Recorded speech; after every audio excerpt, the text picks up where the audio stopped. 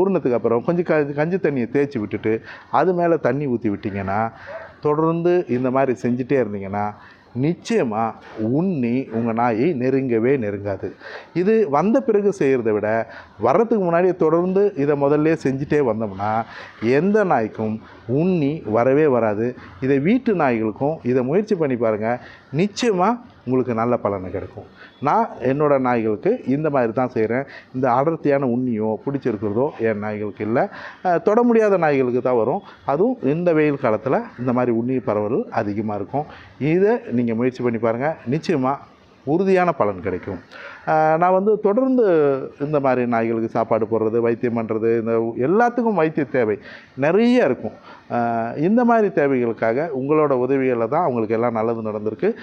நீங்கள் உதவி செய்யுங்க, உங்களால் முடிஞ்ச உதவியை அவங்களுக்கு செய்யுங்க. உங்கள் மூலிமா அவங்களுக்கு நல்லது நடக்கும், நல்லது நடந்துகிட்ருக்கு. தொடர் உதவியை நான் உங்ககிட்ட எதிர்பார்க்குறேன். உங்களால் முடிஞ்ச உதவி செய்யுங்க. நன்றி, வணக்கம். நீங்களும் உணவளிக்க உதவலாம். Please help us to feet.